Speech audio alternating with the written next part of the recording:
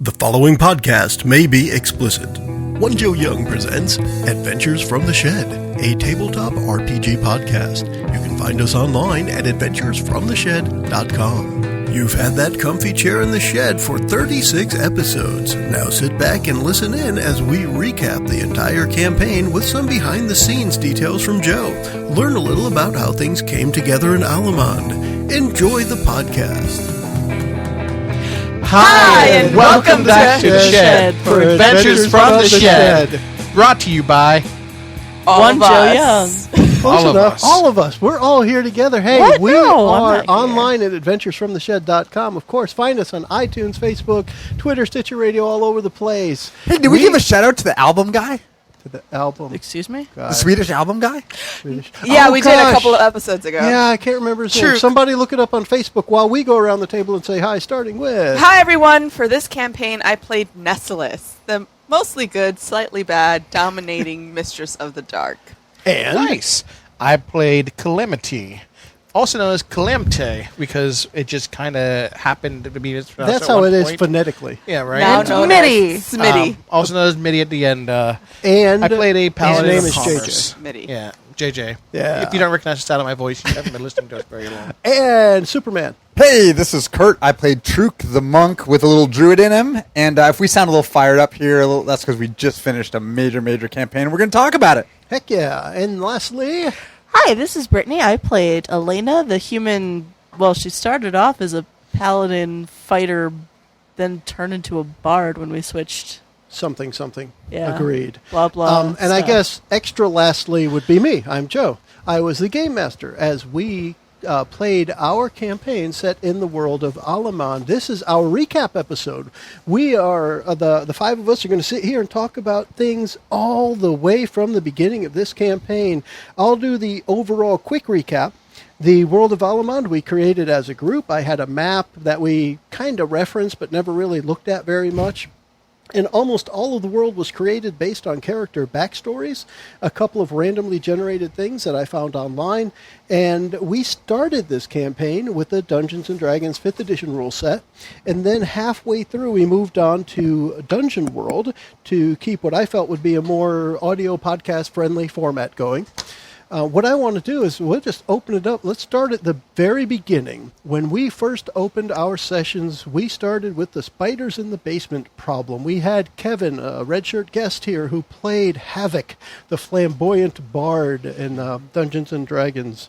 Who remembers what happened there and what fun parts did we have?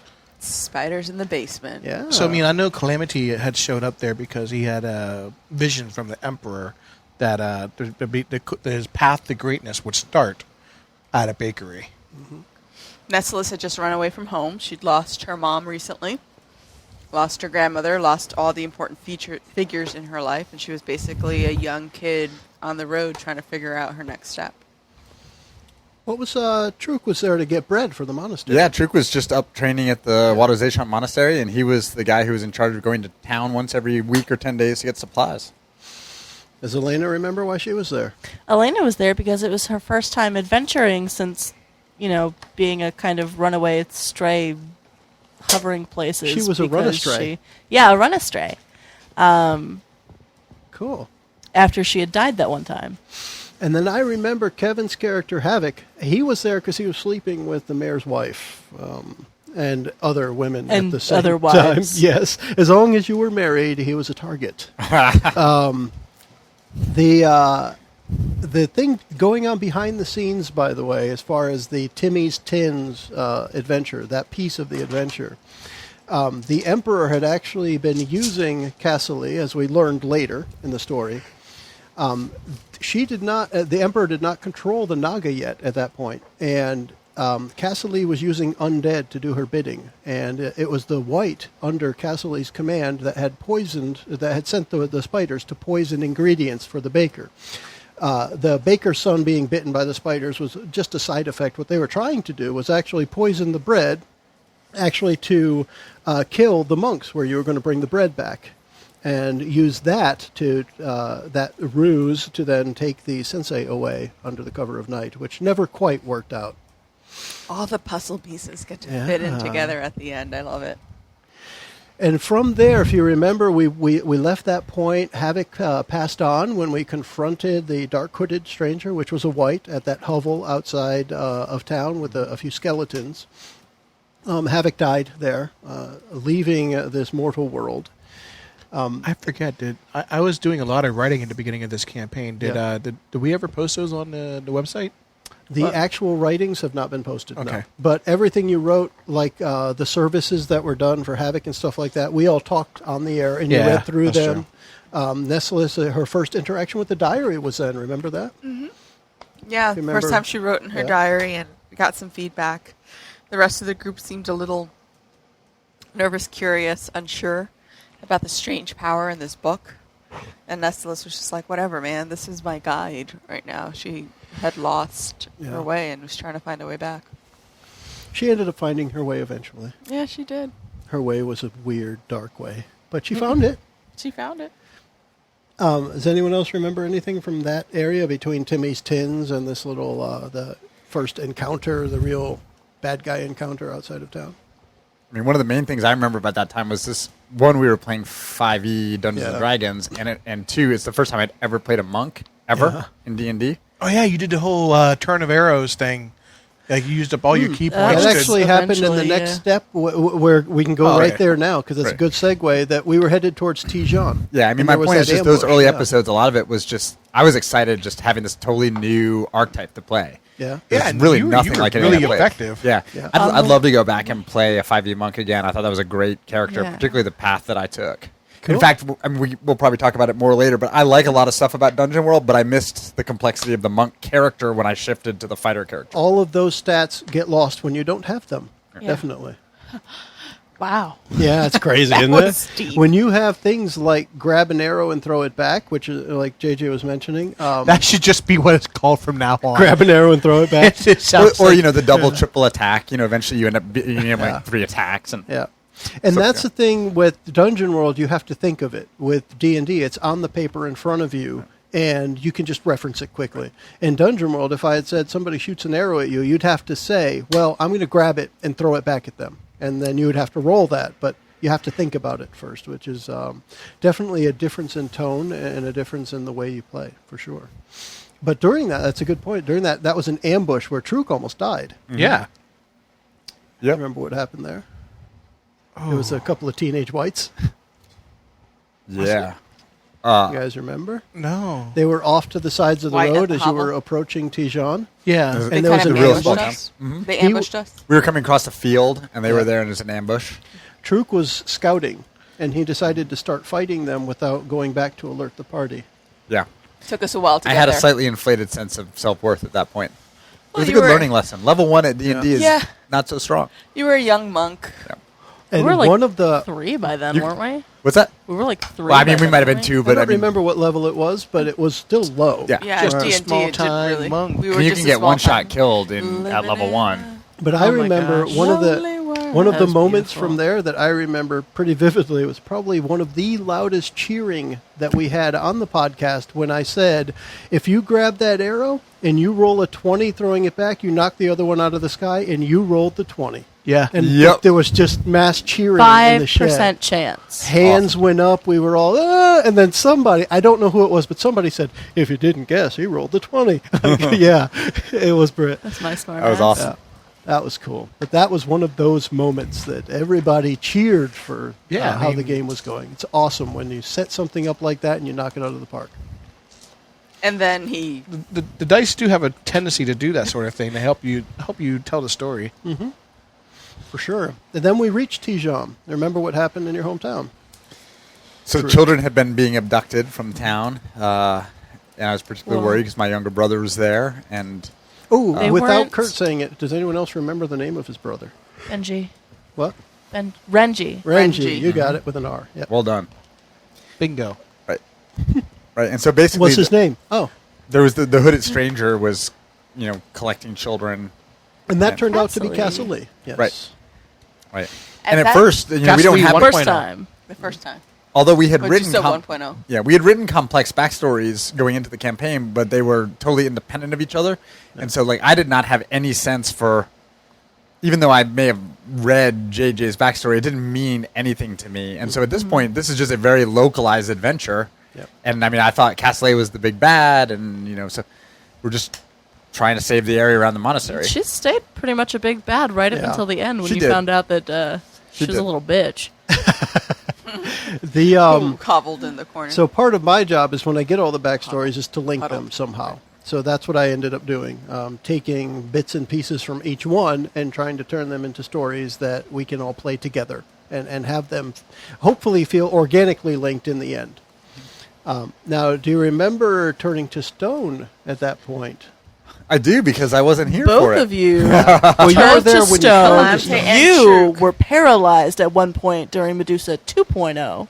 Right. And it I ended do- up just being Elena until you unfroze yourself. I do remember that at that point, Nestylus was kind of obsessed with Hold Troop. yeah. Remember chipping off With a my- little piece of his bit hair. My of rippled his- abdomen your and rippled my abs, chiseled- and your like flowing hair. I remember playing Tetris with the stone bodies. Yeah, because we had to on the On first a one of many. travois. Yeah. I thought it was compromising positions. I didn't It think was. It called totally Tetris. was. It was like you guys were like totally 69. It was That's how Tetris works. JJ's a good-looking man. I got no problem with that. It was Tetris Juvenile Edition. Yeah. And we only Which is got funny more because mature they were as the also campaign went on. juveniles on the travois.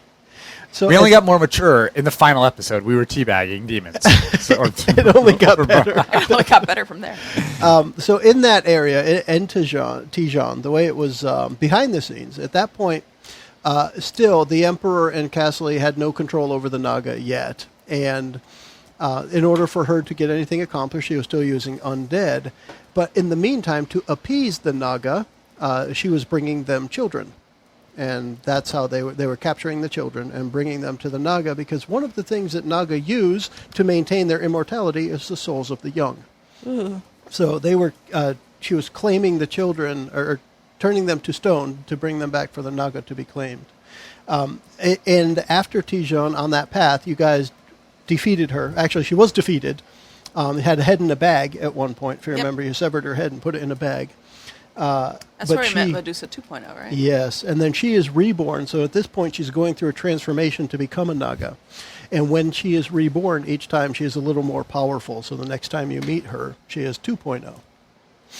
And that trail, you guys dragging, I say you guys specifically, you girls, dragging The the girls. stone men along, got them to the monastery. And if you all remember, we actually had a little monastery montage in magic items. I think it may have even been the name of that episode, where we said that we were in the monastery under siege for weeks. I think it may have even spanned a month and a half or so. Medusa 3.0 and she how showed Elena up. breaks down. Yes. We, And then goes mute. Something fucking Nestylus did, I swear to God. well, you know, you were in the wrong place at the wrong time. Fun fact, that was recorded like November 1st. Because I lost my voice on Halloween. Long time ago. Nice, man. huh? Wow. Remember Kurt during that episode? He rolled a 100 on the percentile dice to get the unbelievably powerful The cloak wings. of flying. The cloak of Yes. flying. We got the Awesome. wings. Well, that I we rolled ended up it, and then you abandoning. ended up getting it because it was cool Oh for your character. Okay, yeah. Yeah, And then, those like, wings were awesome. 12 episodes later, I found out that I'd read the dice wrong. They were mechanically awesome for the D&D system. They were relatively Not useless so for much. Dungeon World, Yeah, so we yeah. kind of abandoned the idea. That monastery battle, though, I can't remember if we did it then or if it was a flashback, but that was one of the most fun things for me because I had figured out how to play the monk relatively Yeah. well. And so he got to do cool things like jump off the walls and throw alchemist fires and Exactly. land and like wail on demons. And You that also was got really a fun. butt whooping from your sensei for dealing For a sword. yeah. Trying to Grabbed take his the sword. But that was one of, for me, one of the more visual episodes. Also where we met Michaela. Is where we met Michaela. Oh, we That didn't do hussy. the epilogue. We didn't do the epilogue to the campaign where Troop well, gets we to go can off do and that have after this. have a romantic- Stop it. Stop. Shut up. We're not there yet. Okay. So with that one, by the way, Damn it, to Kurt's point, the amount of description you were able to get, this is something that for people looking to span time frames in an adventure, the way we handled it here, I had asked each person in between sessions to write up a paragraph or two of what you would have done over a month while the place you were in was besieged. How did you act? How would you have done this? How do you, within that context, justify leveling up? Because we went through level ups at that time as well in D&D. So when we put that together, it gave you that time. So rather than having to come up with it on the spot, you could type it up in an email a week before we even started, which allows you, more free-form thought and being able to put that information together. So for people listening who want to span a time frame in an adventure, try to do it between sessions and ask people to just write up a paragraph, a few sentences, something to describe what they think would have happened. It gives them more time to work on. Yeah. And for us on the podcast, that helps us jump forward a level or two to get new skills, because you don't necessarily want to listen to us play from level 4 to level 9. Yeah. You want to see where we get new skills, new feats. So what might take a year at home, we're trying to compress into 3 months or 4 months. It's not as exciting when you're trying to listen through it versus playing it. Exactly. So we always play with keeping our listeners in mind, all 3 of you. And that's one thing we excel at here. All 3 of you should be happy about it. And behind the scenes there, the Naga attacked the monastery to try and abduct the sensei. Yep. They were after him at the time. We didn't know that at the time. No. Though. So when Cassidy had been defeated the second time, and she returned to where the Naga were that are helping her transform, is where she first started getting some control over them. Her and the Emperor starting at that point to get control from the Naga. Now, the Emperor is getting some of his power. He's been going mad with the power from the Vessel of Darkness, the Heart of Darkness underneath the city. And he is starting to get some of the control that Dantalion used to have. From that scroll, we know that 500 years ago, Dantalion commanded the Naga and the demons. Was kind of like I almost think like Alzheimer's. Like you have moments of lucidity. Was him sending me there to foil his crazy plans? Was that I wanted to mention that. It's really just metagaming from my side there. I would say now that it was really Nassan sending you there under guise of the Emperor sending you there to actually try and foil the Emperor from doing it. Okay. Oh, it was like Inception, a a little plan retcon. within a plan. Yeah, I would definitely retcon that to read that way. But you would have thought the Emperor sent you because it was the Emperor's order, but it was given by the councilman Nassan. So that would have sent that. And in the meantime, I say that the Naga eventually don't get in. They turn on Cassidy saying, look, clearly you're not the boss of us because this ain't working, and they leave. So you guys successfully defended the monastery. And after that, you guys get your... Get our special stuff. You get the stuff from the monastery, and then you make your way to Freiburg, City of Bridges. And that's where we met Raquel and Roxoff. The quarry boating shipping business where they got the quarry stones. Roxoff. Exactly. Which then led to sailing to Wint. The whole pirate thing. JJ, I want you to talk about the whole pirate thing, because it started with us just saying, we're going to sail to Wint. Yeah, well, we were going to use a merchant vessel that was under my Empire's employ to, head over to Wint. Pelts aplenty. Pelts aplenty, exactly. Yeah. And after the fact, or in between sessions, I kind of, pulled Joe aside. I was like, hey, what if Calamity did this thing? And Joe was like, yes, I love it. Yeah. And so what Calamity actually did was he approached the South Seas Pirates captain, and in order to basically make money instead of it costing money to sail to Wint, he had the pirates attack the ship, and Calamity's team was to defend the Pelts of Plenty ship from the pirates. And then, with the defense, the captain would be so grateful that he would, endeavor to pay Calamity's team. At the same time, Calamity would then benefit the pirates by paying them back for the attack.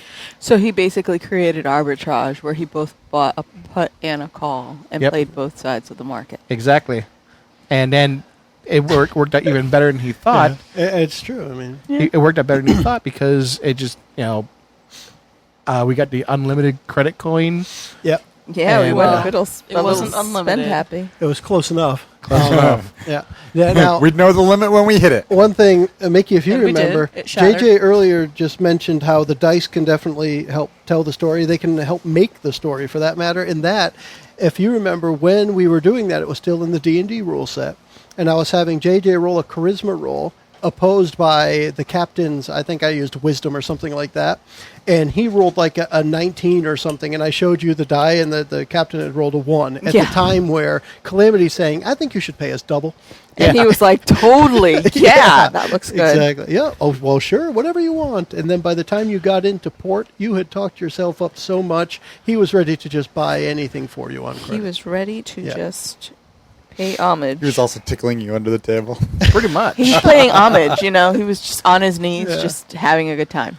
Is Now- that where we first went to Wint? Yes, it was. Where we met we first experienced the bidet room? The bidet room. Oh, yeah. Seaside bidet room. Now, The seaside. nothing really became of it, but if you remember when you traveled into Wint, one of the interesting things was the place was run by dwarfs, and there were the fire The elementals. fire Elementals. elementals. Guarding the That's And right. someone said something about cats were always just like, Yeah, JJ they kept following in the footsteps of the fire elemental because they were warm spots on the stones. Exactly. Yeah, And those are it cats. did something did come of it, because if you remember during this little last leg of this campaign, Yeah. I said I wanted to make a steamship that was powered by a fire elemental. that's So right. But you ended up with a I skeleton crew. did Yeah. you know, try to tie it back in. You just Yeah. kind of shot the idea down. But you ended up with the skeleton crew. I couldn't say no to That's that. Yeah. Steamship skeleton crew, you get the crew. I Yeah. mean, come on. It's way too punny. It's so punny. Well, So- it was around Wint that we had the Christmas episode. Oh yeah, Yes. with Arcus Arcanum, where Arcus- only Calamity got to go in, because you know. Haha, yeah. He kept the tiefling out, even though she was The disguising tiefling was herself. like, whatever. I don't need to hang out with you wizards You know, anyway. and then you got all I stole angsty. I stole the Wi-Fi essentially. It was Yeah, like you did. hanging out outside She did. and tapping into the ley lines. You got all anyway. angsty and stuff, and we're yelling at them through the door. Yeah, and then we had the Christmas episode, holiday episodes, whatever we want to call it. Killed that red-nosed reindeer. I Yes. can't believe you guys killed Rudolph. You guys are awful. So, Britt, you liked that series of stuff. What did you I think? did. Talk I about thought it a it was little. very cute how it was put together and how everything kind of tied in at the end, like with everything else, as is this episode. Cool. My favorite thing about that was like the riddles and stuff, I guess, on the doors, which I guess technically didn't have a right answer when they were made, but we still found cool ways to make it work out. That's a key. That's another thing. And also the gingerbread room was also. You get to eat them. We got to eat the scenery when we were done because it was I gingerbread. took pictures. Did anyone post pictures? I don't remember if they were posted, but we could definitely get them up online. I like the elf sweatshop. Yeah. Little zombie The elves. zombie elf sweatshop. Zombie halflings. Was it? Yeah, they were halfling. Yeah, I'll believe you. Yeah, Halfling elves. They were halfling and half elf. I think that was the first time that like Nessalus like really got into the whole like mind tapping. Oh, thing. for Oh, sure, God. because you convinced Nico that you were another voice in his head. Yeah. One of 1,000. And like I remember the rest of the party was like, "Whoa, we need to like keep our eye on her." I think one of my favorite parts about that episode was that, what was it? Gravity. The reverse gravity thing. Reverse yeah. gravity. Yeah, he was all set to mess with you guys, but since Nessalus decided to get in his head instead of attacking, And I think that was the it first changed. time too where we worked on a diplomatic solution rather than just Correct, just shooting everything. yeah. Because we felt so bad after Well, killing Rudolph. after you killed, you guys killed Rudolph. Yeah. You attacked this poor Frosty the Snowman. No, we didn't. We didn't attack anything in there after the reindeer. We After the noped, reindeer? we noped on out of there. You got to look at everyone, though. Yeah. which was we a were big old bag of super nopes. sure they were all going to come after us at the end. and it was right around this time that you met Wayne. Yeah. It was later on. You're oh no, it was No, in it was Wayne. here. No, It was here. She 'Cause had I- a 'cause different. I wrote about after. it. She had a different boyfriend at that time, didn't she? But I was that- still pining over Mikhail? Truk. No, Yeah. I was pining over Truk until the monastery, and then he met Michaela, and I was like, "Fuck that guy." No, you had a There boyfriend was- that you killed. You had a there was boyfriend a that you boyfriend killed. that died. You're right. Mikhail. Mikhail. That was They're during right. the monastery Mikhail. montage. Mikhail, the monastery montage. He Okay. died. Oh, man, I don't even remember him. Because That's he was. because, Because he wasn't like something that we played with. It was one of those in between episodes. She Yeah. made up this story. Exactly. You she just was used him and trying. threw him away. She used. It was she was goblins, She No, right? she killed was them, still yes. immature. She was trying Yeah. to get Truk's attention using Mikael. To make Truk jealous, and Mikael ended up dying Yeah. as a result of It was it. a sad Romeo She Juliet faked an injury. shit, where basically she was like, I'm going to fake an injury. And he's like, oh, God, she's actually injured. So he runs in to save her, and he dies. It was pretty horrible. bad. And then she wakes up, and she's like, I'm fine now. So yeah, Nessalus was kind of always dark, right? A little bit. Very, very narcissistic, at least. Totally narcissistic.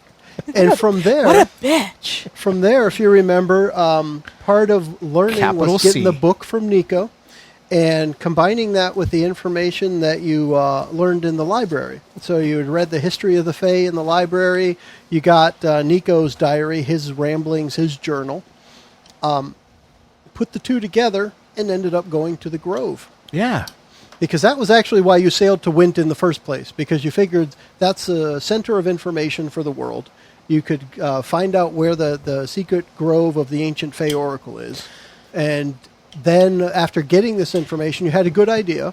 One of Nico's old contacts was a wild walker. Turned out to be Druganah. And you guys started to make your way towards a grove. Do you remember that trip? Where'd you pick up your plant, Truk? At the Grove. inn in At the Windsor. inn. Yes, Yeah, that Remember was there part was of a it. young, That's right. yeah, there was The a other young druid. druid who was just sitting talking to himself, and he had the potted plants. Yeah. And then one morning I woke up, and it was just sitting outside my door. Yeah. Frederica. Frederica. Aw, Because- that's where you first met your staff. And it was because of your comments that if I were a sapling, I'd want to grow up in the secret grove of the ancient Fey Oracle. And that gave you that connection with Frederica. She formed a bond with the wandering monk at that point, which helped him to become a druid, Yeah. which is nice. Man, I tell you, I got, it's funny, because I definitely like playing spellcasters. Like, intellectually, I think playing spellcasters are interesting. And there's a part of me that always loves rogues and kind of assassins. But, man, the druid, that's a class I never played growing up, and I'm naturally drawn to that class. I really like cool. that. Yeah. I think it fits with your personality. Yeah. I was real outdoorsy growing up. Yeah. And then, JJ recommended I read the Iron Druid Chronicles books. There you go. And I'm definitely not copying him, but, that makes you think about how they draw power and how they channel From the power earth. in a different way. Yeah, That and I that's really a like. good thing. That's Kevin Hearn for all those out there who want to listen. Yeah, great fantasy books if you're at all interested. Iron Druid Chronicles, Kevin Hearn. So let's deviate for a moment, because on the way to the Grove, that same time frame, we played an episode where you guys played demons. Ronnie was along for that episode. That you was guys the most played fun You guys played ever. demons that were on your way to confront this demon child, Nessalus, at the Grove. Do you remember that episode? Oh, yeah. Flaying babies. Yeah. Skin Like braids. we found out that we play dark yummy really babies. well. Yeah. We Well, either I play figured dark, out that I like, had no really- idea how to play dark. Like, I didn't know how to be bad, so I decided to be bad at it. So I Yeah. had the mildly mentally retarded one. So we're either really The good Spike demon who hugs at everyone. being bad or like really bad at being bad. But like Well, when we were bad pirates. Oh, the we were- pirate We'll get to episode. that one. Okay. The demon one now. right. We're The going in demon one- timeline. like we are I just remember there was a lot of baby flesh talk. Yeah. there was a lot of like evil, just dirty, nasty. And I was entering everything Disturbing that I shit. could possibly could. You But it was a different kind of dirty, nasty disgusting than we usually do, which is related to dominate and What the hell? Did he just say what you usually do? he did. Jerk. than what we usually do. Okay. To JJ's point, he was entering everything. The name of that episode ended up being "How to Pass a Demon" because the Yeah. I demon got went Pooped by into a the deep- I got druid, pooped by the And druid. You it got out. pooped out by the druid. and this was the druid that had originally had Frederica. So Right. that druid ended up slain at the hands of the player demons. yeah, that was You guys bad. remember destroying it, and, Yep. and That was what, bad. remember what it looked like when a druid dies in Yeah. the presence of demons? It was a glorious sight for the demons. It was an evil. We basically created a shadow A shadow wood. forest, Shadow yeah. forest. A blight wonderland. That was pretty bad. And those demons ended up finding their way to the Grove. Now, Kurt, you this was Truk's first introduction to Druganah. Yes. Do you remember I what think it it was was like when right you about arrived? here also that we That we switched to switched. after the Grove. Yeah. Yes, After because the we Had the played, battle in the Grove. we and played it the was battle in between in Nessalus 5e. and Elena's stories. Yeah. Yeah, we switched before I got druid powers because I didn't do any 5e multi-class. Yeah. Yeah, I mean, the Grove was like this completely verdant, beautiful green, lush oasis of life, kind of even brighter than what was around it. And we came in, and there, Druganah had kind of his small. I envisioned it as kind of almost a hut hole dug into the side of. What the I was thinking hill. was a human-sized Like a hobbit hobbit hole. house. Exactly. That's what A I hobbit kept hole, thinking. yeah. Exactly. And he was just a good presence, just wise and good, kind of like a Gandalf type, but a little more natural, a little more hippie. Yeah, definitely more hippie. I'm pretty sure it was And- in one of those episodes that Elena stopped being the big sister and started being called Mom.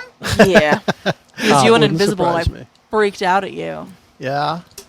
Because, And the demons just kept coming after Nessalus. That was their sole target, and everyone got free shots on the demons, but it still took a while to bring them down. I think that was the first time we'd actually, learned about the force Demons. after Nessalus. Yeah, Yes. it was a big And bad force. I also seem to remember that that's when you guys decided I wasn't such a bad guy because I was focused on actually saving. Yeah, and you were dealing butt tons of damage. I did butt tons of damage, and I saved Nestless with Lay on Hands. Yeah. Yeah. I remember. Nessalus was really close to passing that. Yeah. And that battle, every turn, one more hit or one more damage die could have taken Nessalus out almost every turn of that battle. It was an interesting one. I liked it. Now, after the Grove, We switched. we switched to Dungeon World. And the now- reason we switched. And the reason we switched was because JJ had been making everyone's character sheets, and nobody was bothering to actually learn them before. By the Lesson way, to other groups out there. yeah, for anybody listening, you can sense the dripping bitterness in JJ's tone as we continue. It's like, gosh, guys, can't you guys Is figure that out your what happened? 'Cause characters? That's not what we were talking about But when it please happened. please go ahead because I agree with you. Yeah, I mean, I didn't, I don't mince words, but Dungeon World is not my cup of tea. Yeah, and we've talked about it before. I and, understand it. So, when we had to switch, and I agree with Joe that the way the D&D was being played, where everyone was going, wait, how do I play this again? Every single episode is not good for audio content. So, switching to Dungeon World was the right choice. And going forward, if we revisit 5e, then we will be making sure that everyone creates their own characters and knows them on their own. We're going to make it as simple as possible. Yes. I think we should. Kiss. All have to make our own characters. We should have to do Kiss. any leveling up and submit it to the GM 3 days before the session, and we should have to keep duplicate copies of our character sheets in the shed. Kurt, you have no idea what you're asking of Kurt? yourself. I think of I mean, look, I everyone had to at the recreate table. Truk 3 times in the last 3 weeks. So I want to point out here that to JJ's point, he has specifically not said that either system is better or worse. The point is, regardless of which one you like, for our format, spending too much time on the rules does not sound good. And No. we are an audio podcast. So when we were spending too much time recounting rules, looking up what page in the book, where is it on my character sheet, that becomes a bit tedious for the listener. So we switched to Dungeon World for the sole purpose of keeping a nice, steady audio podcast where we don't have to worry so much about rules. Yet more evidence that we keep you, Yeah. our 3 viewers, in mind. Exactly. Viewers. Listeners. Whatever. But I completely agree with that assessment. From JJ's point, it can be frustrating when you're waiting for people to look stuff up, especially when you know it because you created it. But Exactly. we did switch to Dungeon World at that point. We went through the whole an episode talking about how we switched it, how I adapted the characters based on the way you guys had played for the first 15 or 16 episodes, I think it was. And then we kind of continued from there. And to my recollection, our next step was we went back to Wint for a brief stint, but then we went on Elena's adventure where we started learning a little bit about her past, and we headed off towards the Temple of the Order of Light. And on the way, we stopped at Carthal. Yes. Elena's character player, Brittany. Talk about that a little. Well, in Carthal, it was Alyssa. Yeah. Alyssa, they got to the town, and first off, Nessalus the entire time was pissed off at Elena. Because, why didn't I know this about you? Calling you, Alyssa. Don't know why. It's a subconscious thing. So we get there, and the entire town is kind of messed up because these ghosts keep showing up at night. Yeah. And so we have to try to figure out how to save them. And we end up going to Alyssa's old contact, who was the blacksmith, Hevid the 524th. Or 17th, you something know, like that. I like this 524th. They die quick. I think it was like 12. They used the 12th or something like that. But that's where we found out about the legends of the Hidden temple. sword. The prophecy. Legends of the Swords. Yeah. That was And one of the Sabrina first came back. experiences with the swords. And then the Yes. prophecy the next time we talked to him, yeah. yes. And then we left the town to go to the temple. Yeah. Where there were, as usual, demons fighting Nagas. Yeah. So with this one, if you remember, in between there was a camp. And during this time, we actually had our guest Chris was on, and he was Yes, playing Jer, the cleric, who was one of the background people from Elena's background. Oh, Elena also found out her mom died. Moving on. Yeah. Well, I guess That's how that it was part happened of in it. the episode. That short stint in Wint was where Jer showed up, broke the news to Elena that her mom died and the paladins were wiped out. And as a little bit of a behind-the-scenes thing, the reason ghosts were wandering around was because the paladins and many of their protections had been destroyed at the Temple of Light. But So it wasn't like the therefore- ghosts of the paladins. 'Cause they would No, have no, recognized ghosts them. in general. There were Ghosts things that the paladins weren't able to dispel anymore. Yeah, there were things kept in check by the power at the temple. And when that power was messed with, some things just fell apart. This was one of those. Because once we grabbed the sword and the temple was completely demolished, I guess. Well, it was rendered useless at that point. Yeah. It was just a big piling of stones Yeah. at that point. That's when the ghosts stopped. Yeah. So with that, from the temple, when it came down to behind the scenes, the Naga and the demons were fighting, yes. They had destroyed all of the paladins. They were trying to get to the swords. When you guys showed up to the sword, when you guys showed up, let me take that back. They weren't actually trying to get to the sword. They thought a paladin was holed up in the chamber that only a paladin could get into. They thought there was a paladin inside there because they weren't looking for swords. They were looking for people. They were looking for people. The Naga had the upper hand. If you guys remember, when you got to that room, it was Naga inside or outside, beating down the door trying to get through. So they had the upper hand at that time. They thought there was a paladin inside the vault, and they wanted to capture that person. It was going to be the last paladin, the pinnacle of that order, so that they could use it as the key. And it's only later that they realize Elena's the last one, and then they go out to get her later on. But you guys remember what happened at the temple? Elena walked through a wall. A lot of ass. Yeah, we Nestless tried did to fireball, suck the oxygen out of everything. Everyone lot had to of find a ass different kicking. way to... And there was a lot of ass kicking. Yes. Mostly we were kicking our own ass. Still, lot. ass kicking was happening. Yes. We did have to drop to the floor and get oxygen. Some of and us hold dropped to on. the floor. Someone tried to run out. I had to stop, Yeah. drop, and roll. Put some flames Yeah, out. you did. And at that time, too, one of the things I remember was outside of the temple, where demons and Naga were fighting. It was one of those where, what plan do we have to get in there? And it just ended up being, let's charge forward. And I remember... Oh, yeah, Elena Charge! charged first, and then everyone tried to defend her on the way Yeah, in. I remember Jer was there, and I think he had some of the best roles to try and defend Elena, which made sense because he Yeah. was from her past. But that was just one of those interesting things of, screw it, we don't have a plan, just charge. Oh, man. Yeah. That's another episode with, I guess. And Yeah. then, at the end of the episode, we remembered that we had forgotten him in the temple. Oops. Whoops, poor And so fella. Elena had to go find him later on. So after that, we went back to Wint again. And that's where I think that we're getting to that point, I believe now, where Elena's player character, Brittany, may have missed a couple episodes. Right. But Nestless, in my notes, Nestless made a tweet.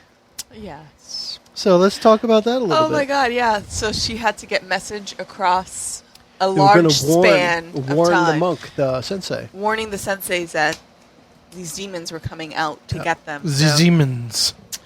Fuck the wizards.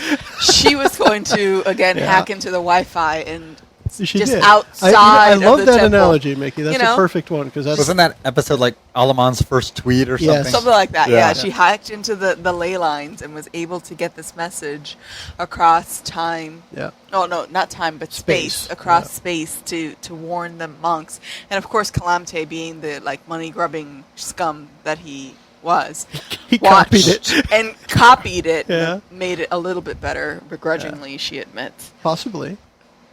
so that he could actually replicate it much Begrudgingly, easier. you tried to kill me. That's No. true.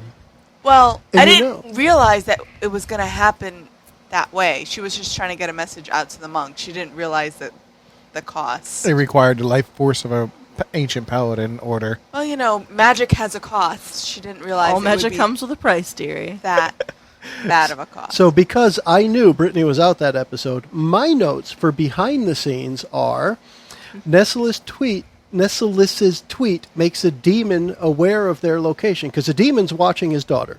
So he sees this new magical force happen and sees what's going on. Well, it turns out the Emperor knows about the demon because this is the demon's power source that the Emperor's gaining his power from.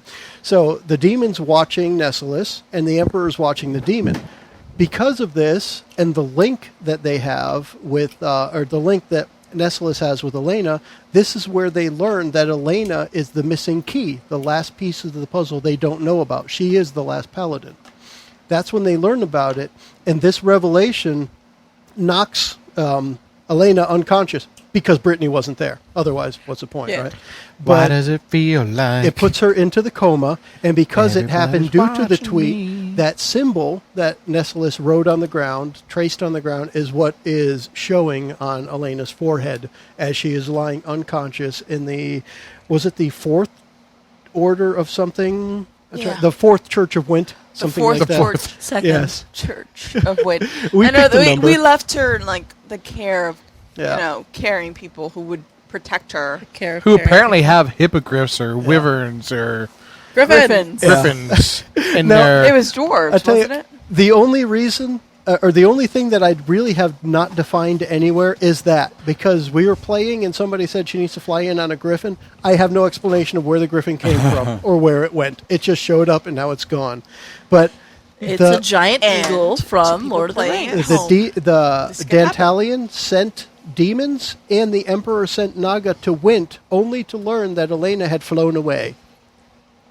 So Elena had flown away and they showed up bitches. at Wint to get her. I would just like to point out that wherever Elena got this griffin from, it was faster than your super special faster than fast. Well, What no was it, cutting shit. You're fucking flying, bitch. Whose fault is that?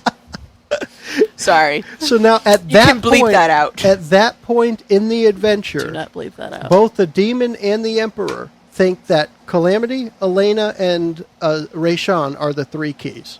At that point in the adventure, the time when Brittany is out, that's where they determine these are the pieces we need to finish the puzzle. And from there, Kraken. Kraken. Yeah, we went across the sea, took out a kraken. Back on the sea. I think you actually used the books, Mm. like the Dungeon World book. The as one a- difference is I knew you guys would deal a ton of damage, so I doubled the hit points of the Kraken. We still made calamari out of that You bitch. sure did. Speaking of at sea, we totally missed the Skeleton crew. the first fight where I was flying and I was like Falcon, just kicking ass on everything. You know what? I'm willing to go back to talk about that for a moment because that was an invisible flying monk. Yeah, that's all I need to say is that was my combat highlight. Invisible flying monk who would literally land, strike things 3 times from behind, kill it, take off, repeat, came rinse, back. lather, repeat. Rinse, lather, repeat. Or lather, rinse, repeat. Lather, rinse, repeat. I guess if you're repeating it, the order doesn't matter. Yeah, right. Good point. So, but the Kraken was fun. That was a big fight. Yeah.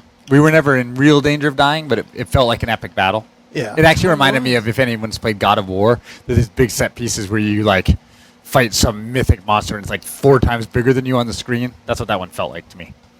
Yeah. And in this case, you essentially, in Dungeon World terms, for the most part, you fought a baby Kraken because a real Kraken should have just enveloped the ship and dragged it down I to the like deep. enveloped.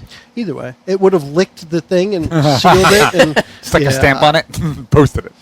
Post. And from there, you guys made your way back to Freiburg City. Well, we didn't go over the skeleton crew. I just mentioned it briefly while he was talking, but it's to me, I love the skeleton crew thing. Obviously, I keep talking about it, but that idea. JJ mentioned that. Yeah, no, How you feel about the idea? I started as a pun, and then Yeah. I'm like, well, how far can we take this pun? Because the originally I wanted to limit the weight of the ship. That way we could travel as fast as possible. And that way, take a skeleton crew. And then Literally. And I said, you just said skeleton crew. exactly. So we took it literally, having an actual skeleton crew. And since we were already working with the clerics, we had them raise a couple of skeletons, attach the commands to a specific medallion, and the bearer of that medallion got to keep the skeletons. And that skeleton crew brought the ship safely into the harbor, into the port of Freiburg, City of Bridges. Now, but going back to Wint, though, we did have to deal with the South Sea pirate captain looking for revenge. Oh, crap. I got a moment for that. Yes, I completely forgot. When you guys were coming back from the temple to Wint is when the pirate episode happened. Mm-hmm. Because when we got back to Wint is when, I think it was Philippe Babineau. Philippe Babineau. He mentioned to Calamity that unfortunately one of our ships were lost. Yep. Well, that ship being lost happened when our players played pirates and attacked that ship. That was our first episode in Dungeon World. No, this one was a little different. This was the one we called Keystone Pirates because you guys, The ones as that attacked pirates, us. did everything wrong and it still turned out right. No, the is the one when other Ronnie was one, here. Everything. where the This pirates when Ronnie attacked was us here? in the town, was our Oh, first Dungeon World episode. Yes. It was after Yeah. the Grove. It was after the before we Grove. went to. Yeah. Yeah, But different this one though. we're talking about was when Yeah. you guys This is- played the pirates. this is Yeah, when it Ronnie just was reminded me here. of the other one. Brit being a played Scottish pirate. Brit played the captain of the ship, if you remember. The I captain who didn't do. know any part of Anything. the ship or anything Yeah. about sailing. But was still somehow second best. Yes, and that, to me it was so much fun. The reason I called it Keystone Pirates was I'm reminded of the old Keystone Cops thing where they do everything wrong, but they still end up catching the criminal. Well, you guys did everything wrong and still Still got ended the up ship. capturing the other boat. Quit putting holes in my ship. And most of the characters Ronnie were loved named that after one, by the characters way. in Pirates, the Porn. biggest budget porn film of all time. Yeah, Uh, yeah. Including Actually, it Stagnant. was just you, right? just me. I was. Yeah. Just, yeah. I think we all had fairly punny Edward names, Kenway. though. Yep. Fun fact, after we recorded that episode, I drove to Atlanta in the middle of the night. Okay. Yeah. We recorded that episode at like 11. We did. It was that night. It was a night episode for sure. And that's another one where I mentioned Ronnie was here. He played the Scottish accent throughout, which was very good. He was able to keep the accent throughout in character. It was He wants very to nice. continue with those characters, by the way. I wouldn't be so- surprised. I think those are great sidebar or great complimentary episodes, but I not don't a want that to full- be my shtick. Yeah. So for our podcast, it's not the right thing for full time, but it was awesome for add-on episodes. JJ, your character was the cook, and he did some really neat stuff. Yeah. I think he had flammable soup. Yes. I remember for me, there was that one spot where I said to encapsulate what happened on this episode, they won, but at one point they were rolling around in flammable soup. So that was yeah. you and me, wasn't it? Yeah, I was Captain Morgan. Well, By the I end was of it. captain. she was. Well, by the end of by it, the I end was of became Captain. Captain Morgan. Yeah. Fuck Yeah. your bullshit. Because You got you were like, deposed. look Start at this me. shit with You got Look at BD. me. Look at me, I'm Captain now. You see, you guys do get that reference. You didn't get it last week when I made it. Huh? We weren't here last week. Last time. It's from the Okay, just when she did the thing with the Naga where she bitch slapped it, she was like, "I'm the leader now." I made that reference, and she just looked at me like I was crazy. Well, she does that a lot. It's because you though. didn't say it in a Louisiana accent. I'm the Captain now. Somalian accent, really. Somalians. Louisiana. So but it we was, did. but it was her her Cajun character's voice. Yeah. So we got back to. I'll go back to where I was going next. The next step back to Freiburg. And at this point, we met up with Raquel, found out that the mining operations weren't going well at the quarry, Yeah. and we went to try and help. Who remembers anything? Yeah, about tried to that? do the elemental mastery to ask the elementals in the area if they would replenish the mine full of, maybe some diamonds and emeralds and stuff. And it didn't go well. Fancy, Kurt, do you sparkly remember how things. that went? I'm sure it involved Truk not having perfect mastery of the elements. Do you remember that wasn't, of course, obviously, it wasn't the first failure because, well, anytime you tried to master the elements, it didn't go well. Think back to one of the fights with the Nagas where they had surrounded the camp, and you tried to, Truk tried to master the elements to push wind and make things happen. Do you remember what happened at that one? Someone ended up picking up a wagon and throwing it on Wylena. What I'm thinking right now is blooper reel of elemental mastery. I mean, I can think of so many. But is this the one where You pushed the Almost killed wagon, Wylena. you ended up wagon. breaking Wylena's arm, killing another minion, You and ended killing up, the horses. like, buried in the ground. Yeah, but I That felt has like to that do was my really force desperate cage. times. I had to go for something big, and Yeah. it just didn't It was quite all work. desperate times. Yeah, Well. every time you used it, it wasn't in peace. Yeah, Right. You didn't use it just to make us a fire. that's true. That's sure. That's For sure. Nice. So we tried to help out at the quarry, and what happened there that I remember was when you tried to come in contact with the ground, there was something so evil under the ground that it actually blistered your hand. Your hand Oh, yeah. heated up. Well, and we didn't caused know that damage. it was something evil, just something blistered his hand. I thought I remembered saying it was bad mojo. It was bad mojo. I don't but- remember that at yeah. all. But that's what happened. If there wasn't If it was dollars the, attached, I was going to say, if it like, was they the didn't third care. episode of any recording session, we don't necessarily remember all of it. Yeah, that's a good point. Alcohol involved. From there, from the quarry, it was determined we needed to get back on track and head to the monastery. Now, at that point, everyone was together, and with Elena being back, actually, everyone wasn't together when we approached the monastery, but by the end of that episode, Elena came back. So, as we approached it, behind the scenes, Shadow Demons showed up. Okay, they went to the monastery. They took the sensei and the sword because he was trying to use it to defend himself. And when the players showed up, because of failures along the way, you didn't show up in time to try and save him. He was gone, and you had the monastery to deal with. But we took care of the darkness. You did. So when you approached the darkness, it was very difficult to deal with. There was actually, I think, maybe the only complete success with Elemental Mastery, making a tunnel to get there. That was a good one. Yeah, I don't recall anything particularly bad happening there. Yeah. Other than the fact that it closed in on us from behind. Well, yeah, but it served its purpose. Minor technicalities. One of the things I remember from being in the monastery, JJ, do you remember talking about how the cage would serve as a tank? Yeah. Basically, protect us while we're walking around. Yeah. We had a light source that was attached to my sword, I believe. Mm-hmm. And we were just kind of searching the monastery from within the confines of really the Force cage. of Nestlis's force cage. Yep. And we got all the way to Rayshon's quarters. It's very Spartan quarters, if I remember correctly. Oh, yeah. Sparse, not Spartan. Spartan. They're both good enough for this purpose. It means the only thing that's there is what was needed. Nothing Exactly. else.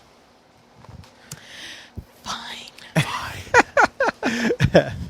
And yeah, he was gone. There was a pool of blood on the Pool floor. of blood. We presumed he was We dead at the presumed time. he was dead at the And time. I remember those episodes. We were obsessed with Disturbed's song, "The Sounds of Silence." Yes. So I mean, that was Yeah. We apologize to the listeners for our And the rendition. episode where Elena flew in at the end on the Griffin, after you guys defeated the darkness, as it were, that episode I titled "Goodbye, Darkness, My Old Friend." yeah. I thought it was clever. I wasn't Because- even here Are we for going to it. get like dinged for like copyright? I doubt shit? it. I hope not. Mickey, lift your mic up, please. I don't want to lift my There mic you up. go. I want to Lift hear your your mic up and sweet, like it. mellifluous voice. From there, Nestlis, actually, I guess all of you probably looked up in the sky and saw the Griffin approaching. It's a Oh yeah, bird. you It's guys a were plane. angry at me because I refused to say Griffin. Yes, JJ did not want to say it was a griffin, and we forced him to agree to at least letting it happen, even though he wouldn't admit to it being a winged creature of mythicality. Yeah, What did you want? Like a chimera or something? I don't know. He just wanted her to show up.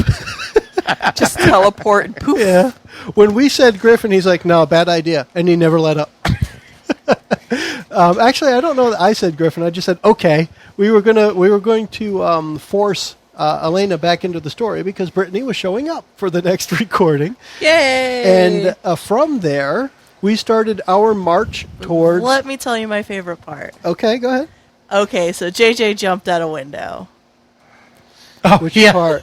Because Oh, I had with the a hang wings? glider. With the hang With the glider? wings. Yes. And he jumped out the window and splat. So Elena's like, I'm going to do that too. Yes. Oh, She decided after he failed that she was also going Yeah. to try. And do it better. And She did. hop glided for half a mile, so she got to scout ahead. Yep. Yeah, And I then we remember found that. Naga. And Nestlis was like, wait. Guys, let me try something. She says, I'm And your this, daddy. and this, my dear listeners, is why you don't drink alcohol while playing. Oh, yeah. I don't think she was just drinking. this. Huh? Just this. I'm just saying, there's ideas and stuff that happens that you're kind of like, you realize after the It was fact we're first thing kind on of a Sunday circumspect. morning. I'm pretty sure we weren't drinking at that point. What are you talking about? This Oh, is in our the hang temple. glider? 5:00 somewhere. Yeah. So we had that.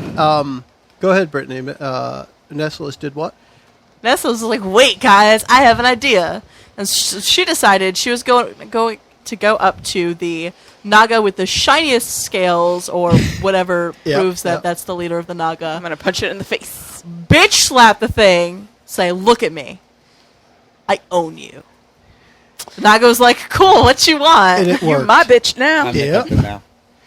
And so that's the story of how we got Naga followers. Yeah. And from there, you guys ended up having to fight them because things didn't stay happy for that long.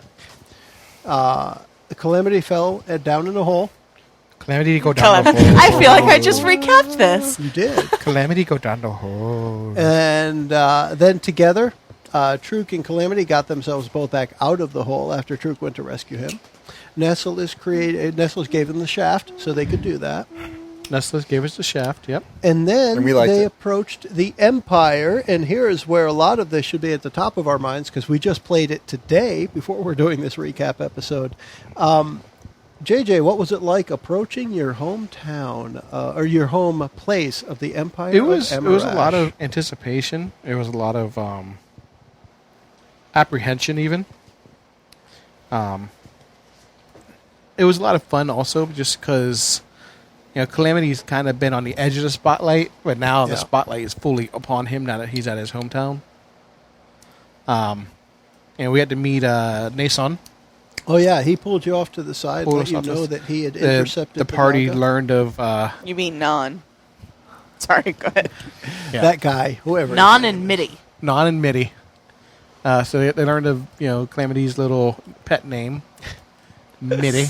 And as a side note for everyone else who may or may not think of that as his nickname, only one person in his whole life has called him that, and it was Nasan. Yeah. So it wasn't necessarily a nickname for anyone else, more of a pet name from his big brother, if you will. Mm-hmm. Yeah. And so that's why I learned there was something really the matter with the Emperor, and that the Naga, because like even when the Nestlis took over the Naga in the caravan, I didn't believe that it was the Emperor that was the one that was taken over. Yeah. So, learning fully that my emperor had been corrupted was difficult. It kind of sucked. Yeah, he was always kind of a nobody. I mean, he was the emperor, but he nothing special. The council really ran things, and he just seemed to be an okay guy. And unfortunately, opening up that tomb a few years ago released some of the madness, and it consumed the emperor. Poor feller. Poor fella. So within that, the stuff happening behind the scenes was indeed just that. When Cassidy had betrayed Calamity years ago, that actually opened up the outer seal of the of where the Heart of Darkness was, and its power started to consume the most powerful being in the area, being the Emperor. And the demon at that point realized that he was closer than ever to being able to regain his former glory, and started his quest towards the Empire as well. And that's where, when we picked up there, both were converging. The Emperor knew that you had arrived, so his two keys, being Elena and Calamity, had finally arrived. He knew he was ready to get into the temple.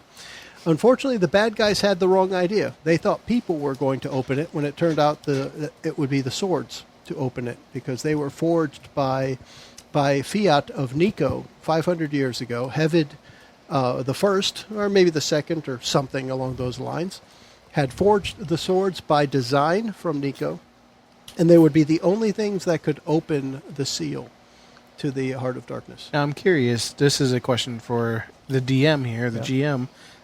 Did we surprise you at all with our... Every single time you open your mouth.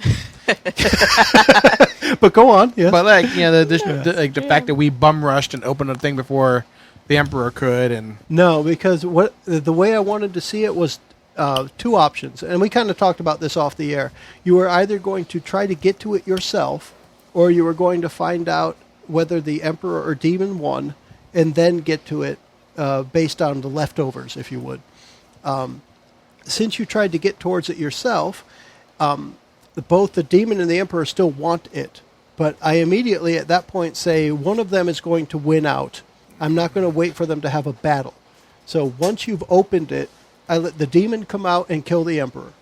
Because in my opinion, the Demon being there was more bad news for you, because he's been a recurring bad thing. Right. Where the Emperor wasn't a recurring bad thing. So I was trying to pick the greater of two evils, if you will, and use him as your target.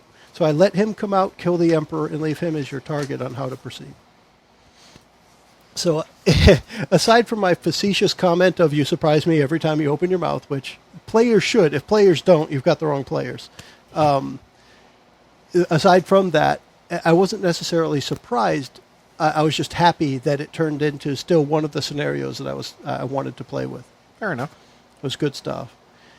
So that happened. I mean, the way you just described it, true. It happened. We got to the Empire, met Nassan. Unfortunately, Nassan died. Now, from my own confession, if it wasn't obvious enough, he was going to die anyway. But he was going to die in naming Calamity as the rightful heir to the throne, or the rightful heir as Emperor of Emarash. Calamity, in his backstory, has direct ties, bloodlines, to one of the original emperors. He just doesn't know it. That's the way we ended up playing it out. Okay. He learns this, and by the end of the episodes, by the end of the campaign, is acknowledged as the rightful emperor of Emarash.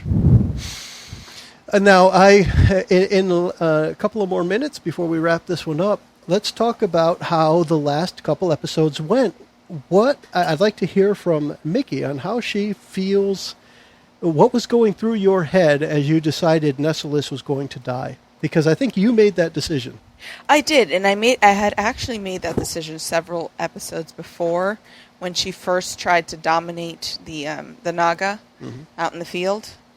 I think that was her Nessalus's first decision to really embrace the evil within her and kind of just own it and move forward. Take responsibility for who she was, because for a long time in this campaign, or for the first part of the campaign, she didn't realize what she was. So I think that's when the decision started. But once we got into that little room, she realized, it was her against Daddy. Mm-hmm. And she either had to step aside and let Daddy take over and see where she fit in, or try to save this group of people who had grown to be her friends. This campaign spanned probably 2 years. Yeah, so these people who had stood by her. Holy shit, Nessie's legal now. Yes!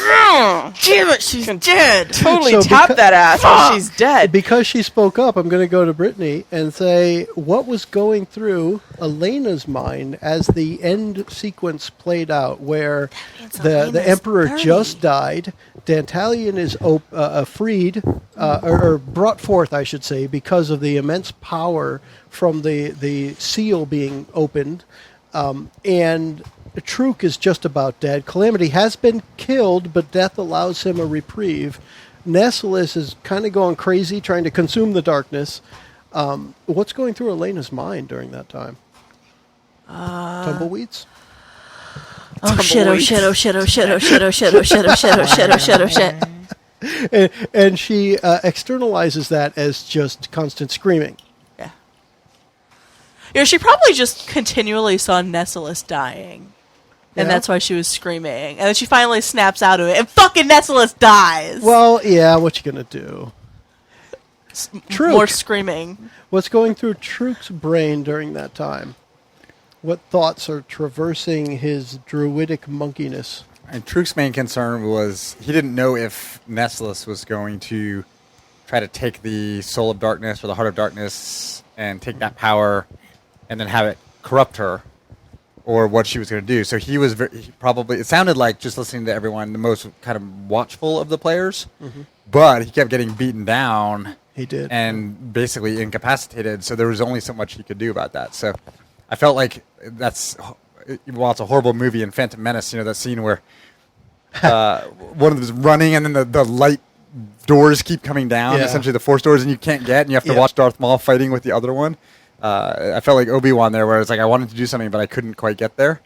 But at the end, she was quite. And then she made the right choice at the end, and Truk is actually very, very satisfied with the ending because it comports with his deepest values, which are balance and serenity. And which, if you want to reference a better movie, you could be Luke watching Obi-Wan get killed. Right.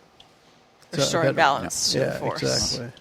JJ, what's going on through Calamity's head as he realizes he is being named as Emperor? Because he took to it well, right, in the game session? Yeah. He took right to it. What was going through his mind as he is acknowledged as Emperor of Amarash, the mightiest empire in the lands? Honestly, he was... He was thinking about the money. He again, as a paladin of commerce, he's always worries about his debts. Yeah. So he knew he had a debt to death. And 1,000,000 coins to Truk. True, but Truk had already relinquished those. He did. His claim to the 1,000,000. Yeah. coin. So right then and there, he only had a debt to death. So by enabling. By being emperor, he was able to pay his debt to death. At the same time, he felt like he needed to do something to honor Nessalus' sacrifice. Okay. The first goal initially, what I was thinking was that I was going to hire all these mages to figure out a way to revive her. That's what the initial council of mages was. And then when I realized that by her death she had neutralized the threat of the orb, that's when I realized that she couldn't be brought back, and so the next best thing is just to commemorate her. Yes. Now I have a quiz for Mickie. What did you choose for an epitaph? For an epitaph? Yeah, on your stone. I said, "Here lies Nessalus. Yeah. Her path." She hit a few bumps along the way. No, she sometimes deviated from the path, but she found her way in the end. Okay. ... Aww. Aw. It's like AWWW. And I think, unless anyone has something to add, we can wrap up our recap of our Alamand campaign here. Are we good? We're good. This just goes to show it doesn't matter which system you play. When you have the right players at the table, you can still have a good time. Fantastic. I like how you said players. Thanks. Fuck the DM. Yeah, dude, they're totally expendable. Yeah. But we definitely had a lot of fun on this campaign. Thank you all for listening. We have something new coming your way soon. We'll have a new DM at the helm. That will be the Bearded Wonder, JJ. He's going to run us through Adventures from the Shed's take on the Curse of Strahd.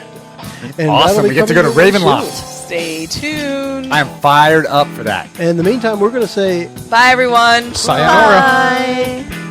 Big Necrotic penis. penises. Thank you for keeping your ears glued to our Alamand campaign. A special thanks to Brittany for being with us through the adventure. Mickie, JJ, Kurt, and Joe carry us forward into our next campaign in Dungeons & Dragons. Thanks for joining us. The preceding podcast was brought to you by One Joe Young. You can find us online at adventuresfromtheshed.com.